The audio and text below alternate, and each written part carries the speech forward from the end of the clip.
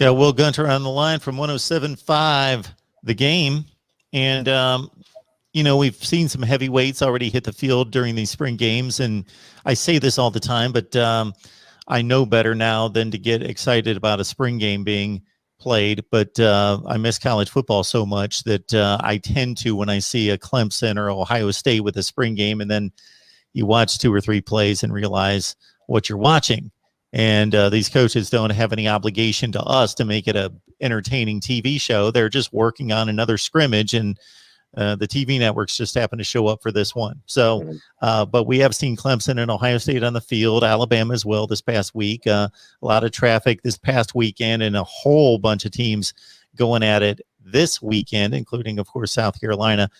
Have you heard anything out of spring practice? Not just these spring games, but anything based on what you're monitoring and what you're talking to with various people that is making you think any differently about any of these teams than you thought a month ago?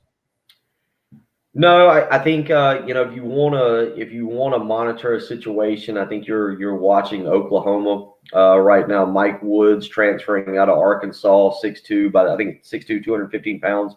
A guy, Oklahoma needs some proven receivers. They need some guys, and Spencer Rattler, I think, is going to continue to develop under the tutelage of Lincoln Riley. And I think that's your big transfer market wide receiver that you're keeping an eye on.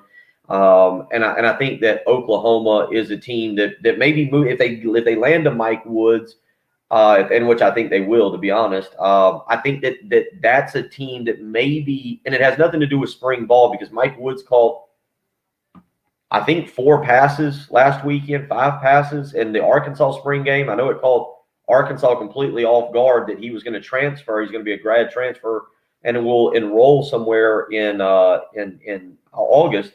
But that's going to be a post spring game type of thing that will happen that could change the dynamics of Oklahoma's offense. I think you're watching that. I know I've watched Clemson a little bit, and I think their offense is fascinating. Justin Ross has got to continue to come back from that injury. Frank Latson has got to step up. There's another wide receiver whose name I can't pronounce, so I'm not even going to try. But they've got talent. But there's an aura of quarterbacks that has come through Clemson with Deshaun and Trevor Lawrence that have been able to really guide that program. And we'll see if DJ is that next guy with that aura. I don't know if I'm willing to anoint him that. I think the loss of Travis Etienne is conceivably bigger also than the loss of Trevor Lawrence. You do have another big-time quarterback behind him. So, a lot of things there with Clemson offensively. That defense will be among the best, if not the best, in the country when you talk about them. I did watch a little bit of Alabama. Alabama is going to be Alabama. They're just, it's ridiculous what Nick Saban. I was actually trying to mentally, as I was watching the other day, visualize what Alabama may look like when Nick Saban and his pink spring game jacket leave. But it is fascinating to just see the machine that is Alabama. They'll be back in the top, and then Ohio State losing Justin Fields and where they go with the quarterback situation. They've got plenty of really good players. They're obviously talented. I've seen, again, I can kind of look over to my right and see the chat going on, and I'm a big Ryan Day fan. I think Ryan Day is going to be a fantastic coach that, as he continues to find his way in college football, is going to rise into the top 3 top college football coaches, providing he doesn't want to go to the NFL. You never know what these guys want to do. But I'm a big Ryan Day fan, and I think he'll get the most out of those. Then after that, you look at Georgia. JT Daniels was coming on at the end of last year. I'm interested to see. Obviously, George Pickens going down during the spring is huge for them, but they've got running backs. I'm kind of interested to see if JT Daniels takes steps in his second year as a starter for Georgia, because they're loaded on defense. They've got so many elite recruits that they'll be able to plug in places that they lost, that Georgia shouldn't fall back. But, man, look at that opening game in Charlotte, Georgia and Clemson, and you get an indication right there of who's among the top 3 teams in the country, whoever walks out of Charlotte with that victory. So it's just a couple teams that I've kind of noticed here and there that I think you're talking about being among the nation's elite right now. I noticed this on our chats when it comes to Georgia football. Do those South Carolina fans down there, when they're trying to ignore their own problems, do they throw 1980 in Georgia's face all the time? No, we throw Rodrigo Blankenship and missing field goals 2 years ago. It honestly is one of the biggest upsets in college by point spreads. That's one of the South Carolina was a 25-point underdog to Georgia 2 years ago in Athens. I think it's one of the top 10 upsets ever in college football. Still didn't keep a job for Will Muschamp, though. Well, no, and it's crazy. He beat Georgia. He beat number 3 Georgia. He beat Auburn this year, and we all thought that maybe he was turning the corner. But again, a lot of issues with the South Carolina program. I do think he's recruited well.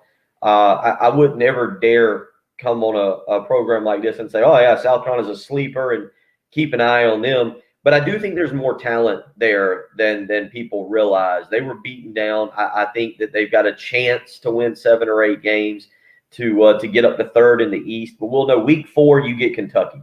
Week 4 South Carolina gets Kentucky, and I know what the national perception is of South Carolina, but there is not a South Carolina fan, and we discussed this on our morning show this morning, that it doesn't matter where South Carolina is. South Carolina expects to beat Kentucky.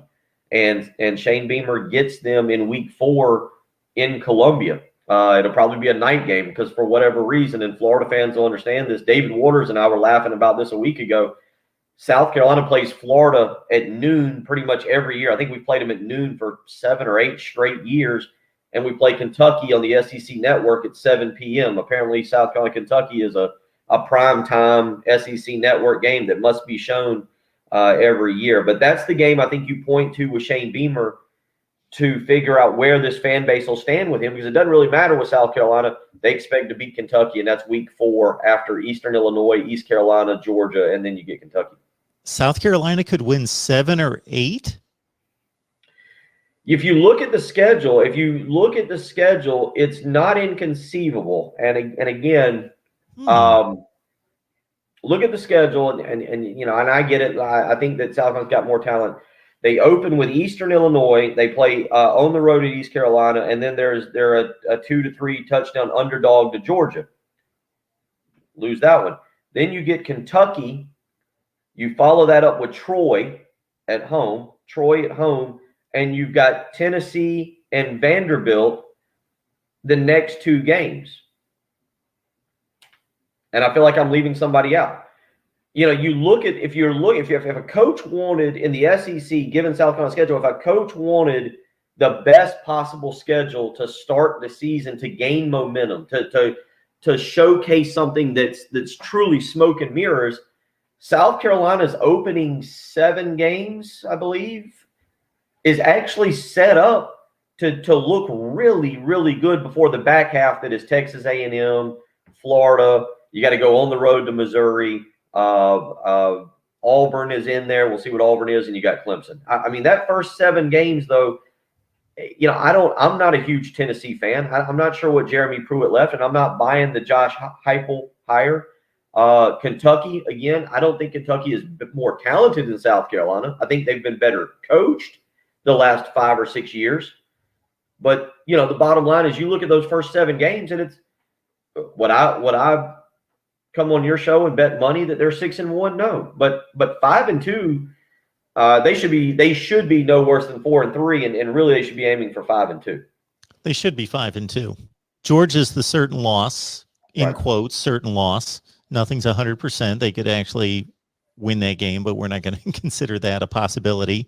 And they probably will lose to Kentucky, but it would be no shock to anyone if they beat Kentucky, especially at home. They could be 6-1. You're right. Tennessee on the road. Maybe Joe Milton's quarterbacking. I don't know. Yeah. Who knows what goes on there? So yeah, I mean, you look at it, and it's again, if you're looking to build something, if Shane Beamer's looking to build something, that back half's tough. Yeah, that back half's tough. But if you're looking to build something and really get people energized, and look, Shane Beamer's going to get the benefit of the doubt with his father, with Frank Beamer. You get off to that kind of start, he's going to get a lot of publicity, more so than people probably want him to get. Who knows what happens? But the first 7 games are certainly very manageable for Shane in South Carolina this year. Most likely it's 5-2, and then you hope to split against Missouri and Auburn. You go 6-6 and go to a bowl game. You should be able to do that. If not better than that. And I'm interested. I'm interested to see Florida. Emory Jones. I want to see what he looks like in Dan Mullen's offense. You know, you do lose Pitts, you lose Tony. I'm interested to see Florida. I think Florida is the most intriguing team in the SEC this year. Maybe right there with Texas A&M. I think it's Harrison Beck is going to be the starting quarterback for Texas A&M, and Jimbo Fisher. The Heat. Anytime you give somebody $75 million. There's expectations that come with that, and I think that Texas A&M is very interesting in the West. Florida's very, very interesting in the East because we talk about Dan Mullen being a good coach, which I think he is. I think the talent level, as David was saying, does take a dip this year before really shooting back up. But there's some replacements you're going to have there, and I'm very interested to see Emory Jones early on. Will Gunter, our guy from the all-new early game on 107.5, The Game there right in Columbia, South Carolina. Our go-to guy on South Carolina, but we love to talk SEC football with him as well and across the nation. This guy knows his college football. So, Will, we appreciate you stopping by as always, man. Glad you could have you, man. I hope y'all are doing well.